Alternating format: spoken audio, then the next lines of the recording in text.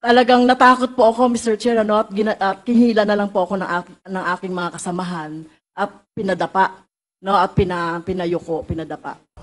Mga kabayan, isiniwalat ni House Deputy Minority Leader Representative Franz Castro na may nangyaring insidente dyan sa isang lugar sa BGC Taguig City, kung saan ay tila muntik na raw siya matamaan ng baril matapos magpaputok ang mga pulis sa kalagitnaan ng traffic, kung saan naroon siya at iba pa niyang mga kasamahan. Hinala ni Castro siya ang target ng naturang insidente dahil pangalawang beses na raw itong nangyari na pinagtangkaan ang kanyang buhay. Natakot po ako, Mr. Chair, dahil bakit po nagkakaroon ng ganitong insidente na sa gitna ng traffic, sa gitna po ng traffic, Mr. Chair, ay nagpapaputok ang pulis. So hindi po, tingin ko po ay hindi tama ito dahil sa gitna po ito ng mga sibilyan at traffic po ito at marami pong sasakyan. So naalala ko po, Mr. Chair, yung insidente na naganap noong 6 years ago sa Talaingod, na kung saan nandun po kami sa isang lugar sa Talaingod ay pinaputukan din ang sasakyan ko ng dalawang riding in tandem. Ayon pa sa mambabatas, itinuturing niyang isa itong threat o banta sa kanyang buhay, kung saan ay inungkat niya ang mga binitawang pahayag ni dating Pangulong Duterte kamakailan na di umano ay pinagbantaan siya. Maging ang kasalukuyang isyu ngayon sa pagitan nila ni Vice President Inday Sara Duterte ay iniuugnay din niya. Tinitake ko po ito kung hindi po magkakaroon ng police report na kung ano man po itong insidente na ito, tinitake ko po ito as personal threat sa aking seguridad. Dahil alam niyo naman po, Mr. Chair, di ba, minsan na po akong pinagbantaan ng dating presidente Duterte at sa araw-araw na pagsasalita din ng Vice President Sara Duterte ay sinisingle out. Kaya po, Mr. Chair, gusto po sana na magkaroon na ng full incident report or police report sa nangyari kahapon doon sa BGC. Samantala, dahil sa nangyaring insidente, hinamon naman ng PNP itong si Castro. Ayon kay PNP spokesperson na si Jen Fajardo, dapat sana ay nagsumiti ng opisyal na report sa kanilang tanggapan ang kongresista para agad itong nagawan ng kaukulang aksyon kung sakaling tutuuman. We verified po sa Taguig City Police Station as well as the Southern Police District. Wala po silang na-receive na ganong report po. But if in case it is true, we encourage Representative Franz Castro to at least make an official report po sa nearest police station para we could take action on that po. Dahil dito agad naman na ipinag-utos sa PNP ni House Quadruple Overall Committee Chairperson na si Congressman Robert A. Barbers na agarang imbestigahan ang insidente base na rin sa request nitong kapwa niya mababatas na si Franz Castro. Dahil sa nangyaring yan, we would request that you facilitate and submit to this committee the police report on that incident that happened last night, no? Congresswoman Castro, anong oras po yan? Bandang 10:30 to 11. Around that time sa BGC area. So please coordinate with the Chief of Police of Makati as well as the... Ano ang masasabi mo dito, kabayan? Sa iyong palagay, totoo kaya na ang kampo ni dating Pangulong Duterte at anak nito na si BP Inday Sara nasa likod nito base sa hinala ni Franz Castro? Sama-sama nating panoorin ang buong video at pakicomment nyo po ang inyong mga reaksyon at sariling opinyon. Pero bago yan, sa mga hindi pa po nakasubscribe sa ating channel na Kabayan News PH, pakipindot po ang subscribe button at pakiclick na rin ang notification bell para lagi kayong updated sa mga bagong upload natin na legit at napapanahong balita. Maraming pong salamat.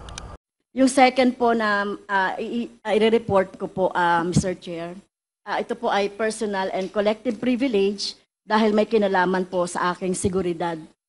So, kagabi po, Mr. Chair, mga bandang 11 o'clock o 11 p.m., nasaksi po tayo doon sa isang insidente na pagpaputok ng baril ng pulis.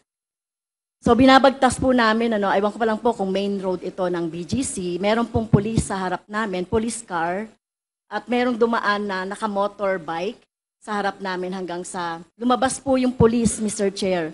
Doon sa mobile car po. Lumabas po yung dalawang police at hinabol po yung naka-motorbike at yung pong naka-motorbike ay dumaan sa harap namin hanggang doon pumunta sa likod. At nagulat po ako, Mr. Chair, pinaputukan ng pulis, ng isang pulis, yung naka-motorbike. So, hindi namin alam kung anong insidente ito, ano ba itong mga naka-motorbike na ito. Talagang natakot po ako, Mr. Chair, ano, at kinihila na lang po ako ng aking mga kasamahan at pinadapa, no, at pinayuko, pinadapa. Natakot po ako, Mr. Chair, dahil bakit po nagkakaroon ng ganitong insidente na sa gitna ng traffic, sa gitna po ng traffic, Mr. Chair, ay nagpapaputok ang pulis. So hindi po, tingin ko po ay hindi tama ito dahil sa gitna po ito ng mga sibilyan at traffic po ito at marami pong sasakyan. So naalala ko po, Mr. Chair, yung insidente na naganap noong 6 years ago sa Talaingod, na kung saan nandun po kami sa isang lugar sa Talaingod ay pinaputukan din ang sasakyan ko ng dalawang riding in tandem. Kaya po sana po ay magkaroon tayo ng report, lalong-lalo na po dito sa station ng police na sumasakop po sa BGC. Po ito po ba ay legitimate na operation? Pero hindi po dapat nagpapaputok sa harap ng mga civilian. Alam ba nila na nandoon po ako? Sa gitna po nagpaputok, hinabol sa likod. Kaya po, Mr. Chair, tinitake ko po ito, kung hindi po magkakaroon ng police report na kung ano man po itong insidente na ito, tinitake ko po ito as personal threat sa aking seguridad. Dahil alam niyo naman po, Mr. Chair, di ba, minsan na po akong pinagbantaan ng dating presidente Duterte, at sa araw-araw na pagsasalita din ng Vice President Sara Duterte ay sinisingle out. Kaya po, Mr. Chair, gusto ko po sana na magkaroon na ng full incident report or police report sa nangyari kahapon doon sa BGC. At maituring po ito na makonsider itong serious. Dahil siguro tayo po, ako tinitignan ko rin ito na may kinalaman sa aking trabaho dahil alam niyo naman po ako yung very vocal doon sa pagsasalita sa mga committee, sa Quadcom, sa Good Government. Kaya po sana po ay mapatawag natin ang station commander, i-report itong insidente na ito at yung dalawang pulis, yung isa doon ay nagpaputok. So hindi dapat nangyayari yan, lalong-lalo na sa gitna ng mga civilian, Mr. Chair. Okay, we take note of the the manifestation of Congresswoman Franz Castro. Nandito naman po ang ating mga kawani ng Philippine National Police, ang office ng CIDG. Nabalitaan mo ba yon yung si Castro pinaputukan daw ng barel? Masyadong madrama, kala mo naman siya yung pinaputukan. Umiiyak-iyak pa. O masyadong kala mo napakatino samantalang nangunguha naman ng mga bata yan. At itong si Franz Castro talagang halatang-halata na nagpapasikat lang. Gusto lang talaga ng media mileage, no? Ano naman kung nagpaputok yung pulis? Alamin mo kung bakit nagpaputok. Hindi yung magrereklamo agad na nagpaputok sa traffic. Pagka-traffic ba, hindi ba pwede magpaputok ang pulis? Kung may hinahabol silang kawatan, may hinahabol silang kriminal. Etong si Franz Castro, masyado na nagpapapansin sa mga Pilipino lalo na tuloy na bubuwisit ang mga Pilipino sa kanya. Sa totoo lang, police matter yan. Dapat hindi na pinakikialaman ng isang kongresista yan kasi ang trabaho ng congressman gumawa ng batas, hindi sumita ng mga kung ano-ano pa. Pwede naman siya magsampa ng reklamo sa PNP pero kailangan niya pang ipamedya, kailangan niya pang iiyak sa mga committee hearings. So, kung may reklamo siya, meron namang ahensya ng gobyerno, meron namang PNP, pwede naman siya magreklamo doon. Well, in fairness to Castro, medyo mga pulis talaga natin ngayon umaabuso naman talaga sa kapangyarihan. May mga ilan na umaabuso, may mga ilan na nagtatrabaho. Bawal naman kasi talaga ang pulis na magpaputok. Kahit mag-warning shot, bawal bawal yon. So kung sakali man na may na-witness siya na ganun, di maganda sana na-document niya, tapos sana pumunta siya sa pinakamalapit na istasyon ng pulis, doon siya nagreklamo. Hindi, pinagpabukas niya pa, pumunta pa siya sa Kongreso, tapos nag-inarte pa siya na feeling niya, aping-api siya. Masyadong madrama, kala mo naman siya yung pinaputokan. Umiiyak-iyak pa. Masyadong, kala mo, napakatino, samantalang nangunguha naman ng mga bata yan. Correct. But anyway, Boss D, eto, nakakuha siya ng pagkakataon para siraan na naman yung mga pulis, di ba? Oo, alam natin na yung mga kapulisan natin minsan, may mga naliligaw ng landas minsan, pero sa atin naman, no? Yung iba dyan... Yan lang yan, deserve nila yung isa't isa. Oo, deserve nila isa't isa kasi di ba? Pareho silang mga loko-loko at loka-loka eh. Kasi di ba, sa isang kaing ng kamatis, pag hinaluan mo yan ng isa, sama-sama na mabubulok yan pag hindi sila umalis dyan. Di ba? Pag hindi mo hiniwalay. Ito patuloy pa rin yung tinatanggi nila Franz Castro na sila ay kabahagi ng CPP, NPA, NDF, no? Pero dito, dati sinabi na ni Pangulong Duterte harap-harapan na sila ay talagang mga frontline ng mga CPP, NPA. At ito rebel returnee, Boss D. Oo, rebel returnee. Medyo pinangalanan si Franz Castro na sila talaga yung mga front dito sa Kapatagan. Na ano, itatanggi mo ba nila to? Siyempre, itatanggi, Boss D. Ultimong yung Panginoon na si Joma Season, suma-impyerno nawa ang kanyang kaluluwa. Inamin na rin naman niya na itong mga to, yung mga inisa-isa niya yan yung mga legal fronts ng CPP, NPA. So, hindi man lang nga nila kinukundina yung mga ginagawang kahayupan ng CPP, NPA. Di ba kaya nga hinamon sila kasi dinideny nila. Kahit yan si Manuel, dinideny niya. Di ba hinamon yan sila na kondinahin ninyo yung ginagawa ng CPP, NPA kung talagang hindi kayo kaanib nito o miyembro nito o legal front nito. Hindi naman nila magawa kahit nga si Rizal Ontiveros hindi niya magawang hindi niya magawang kondenahin yung mga ginagawa ng CPP, NPA At saka ito si Castro maarte masyado, kunyari galit sa putok, gulat na gulat sa putok, samantalang alam naman natin pare-pareho na ito sympathizer ng mga CPP, NPA na hindi lang basta-basta nagpapaputok, nagpapasabog pa, nanununog ng mga establishmento. Oo, at nangaharas ng mga tao, nangihingi ng mga revolutionary tax at nangaambush sa mga kapulisan at mga kasundaluhan natin. Kaya nga ako takantaka kung bakit ang mga general natin, mga dating general natin, pati yung mga Armed Forces of the Philippines ngayon pumapayag na ang namamayagpag ngayon dyan sa Kongreso itong mga makakaliwa. For the longest time, nawala na itong mga hinayupak na ito. Pero ngayon, makikita mo na parang talagang tumatanaw ng utang na loob yung gobyerno sa kanila.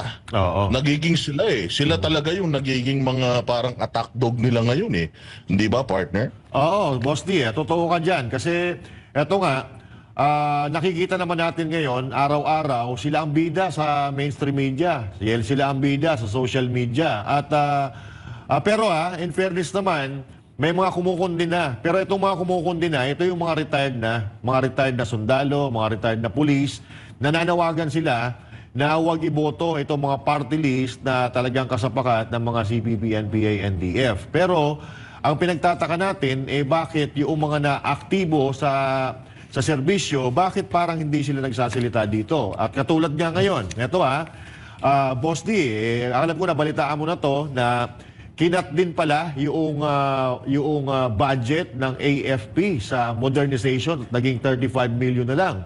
So, hindi ba sila nagtataka, hindi ba sila magsasalita dito regarding sa pagkakat ng budget na ito? So, ibig sabihin, AFP, partner?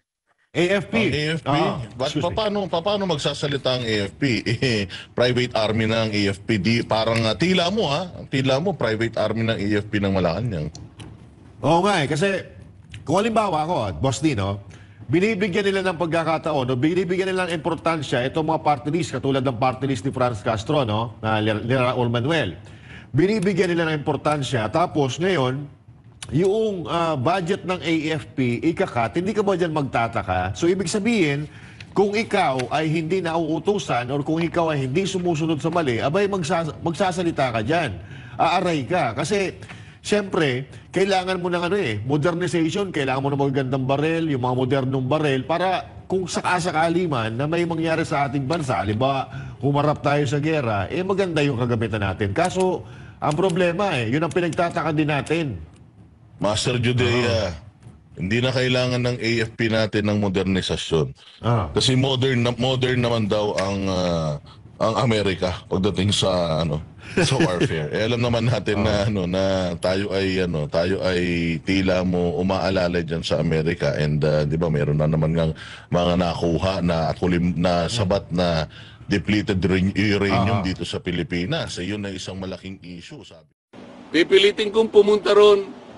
Sana po'y walang mga away, sana po'y maging sensible, sana po ipakita nila the better arguments, wala na po sanang agawan ng hopya, para tayong lahat po ay masaya. Para lahat makinabang po ang taong bayan. Ibig ko sabihin, sensible questioning, sensible arguments, wala na po kasi yung quality of debates eh. Wala na po eh. Noon po, yung unang pasok ko sa Congress, napaka-maingat namin kasi pag-address sa bawat isa sa amin. The Honorable Gentleman from Bohol, mga ganun kami. The Distinguished Congresswoman from Leyte. Eh ngayon po hindi. Duduruin ka pa eh. Sabi pa ng isa. Sasamahan pa yung panlalaki ng mata eh. Are you rebuking this committee? Nakakita po kayo ng ganun? Nakakita na po kayo ng ganun? Ngayon ko lang po nakita, ewan ko po sa inyo, sa dami po ninyo, kung hindi po nyo nakikita ang nangyayari. Hindi po namin trabaho ang mag-audit. Yun pong audit observation memo o kaya notice of disallowance. By their very nature, ito po'y confidential. Confidential po eh. Bakit po ang House of Representatives kukunin nila po yung mga dokumento at sila mismo ang gagawa ng gawain ng COA? Ang ibig bang sabihin, gagawa po ba sila ng batas para i-abolish na po ang COA? Hindi po nila magagawa yun. Para ma-abolish mo ang COA, i-amend mo yung saligang batas. Nakakaintindihan po tayo? So, tanong po, ako na lang po nagsasalita. Tanong po. Bakit hindi pa po mapakulong si Franz Castro? Convicted na po siya, di ba? Criminal na siya. Eh, kasi naman, hindi pa final ang executory. RTC lang po ang nagpakulong. Ang nag-charge sa kanya, na-convict siya, ngunit meron po tayong mga appeals.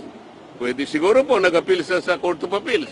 Kung sakasakali pong ma-confirm naman ng Court of Appeals yun, ma-affirm, pupunta pa po siya sa Korte Suprema. Ang Korte Suprema lang po ang final and executory arbiter. At pagkatapos po nun, kung sakasakali na i-affirm ng Korte Suprema yung naging hatol ng mga hukuman sa kanya, doon pa lang po siya makukulong.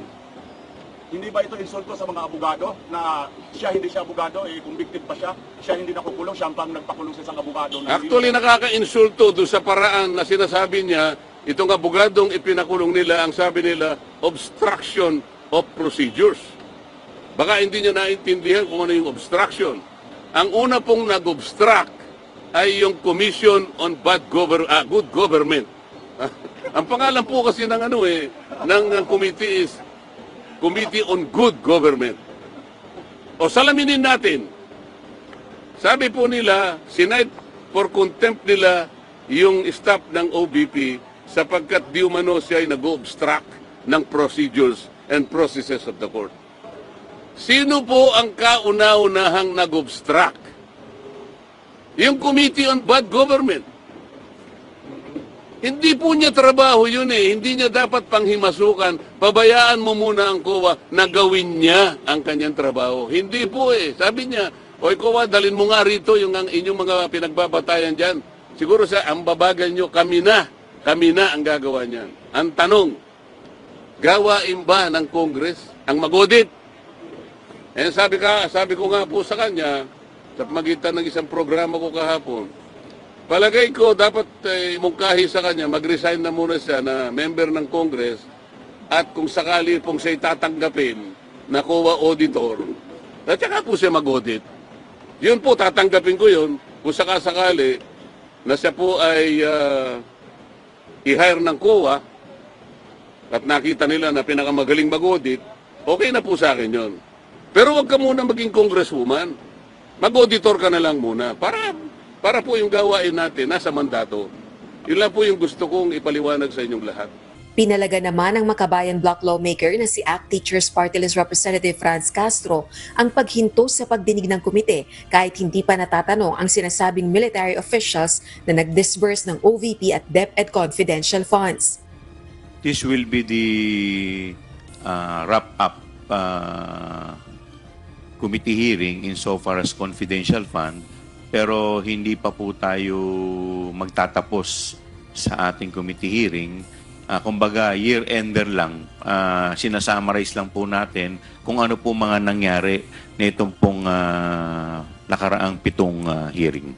Feel ko lang, Mr. Chair, parang hindi tayo pwedeng tumigil na ibinigay na lang yan dahil nga sa utos ni Vice Presidente. Remember, mga nakapirma doon, mga maliliit na opisyal, si Mr. Fajarda at si Acosta. Malamang-lamang, Mr. Chair, wag naman sana, no? Wag naman sanang mangyari. Baka sila pa yung mademanda dahil sila yung tumanggap ng tseke, sila yung nagpapalit. Pero baka maabswelto itong mga militar, itong mga security officer na tumanggap. Ipagpapatuloy naman ang pagdinig ng House panel sa iba pang issue gaya ng red flag sa procurement ng mga laptop para sa DepEd computerization program noong si VP Duterte pa ang kalihim ng kagawaran. Natanong naman ang House panel chairperson kung bakit hindi nila inusisa si VP Duterte sa mga alegasyon laban sa kanya nang dumalo ito sa huling pagdinig ng House Committee noong November 25, 2024. Ito ay kahit na natili ng nasa 6 na oras sa hearing ang Vice Presidente at nanumpa rin itong magsasabi ng katotohanan sa pagdinig. Well, actually, may mga magtatanong supposedly sa kanya, but unfortunately, nagkaroon po ng incident kay Gina Acosta. Kasi yung mga congressman na nando doon, nakapokus muna sila doon sa mga SDO na umattend. So, siguro kung medyo natagalan pa, pupunta talaga kay BP Sara. Hindi po ba siya waste opportunity kasi early in the morning, if I'm not mistaken, in the afternoon hanggang gabi, present po si VP Duterte as well as the security officers po na kung saan dumaan yun pong confidential funds. Pero hindi sila natanong about dun sa mga allegations ng irregularities. Hindi po naman dahil nilay muna yung predicate dun sa mga SDO. Yun ang pinaka-importante munang tinanong eh. But unfortunately, nagkaroon nga tayo ng emergency situation kaya po hindi po nakaabot kay BP Sara.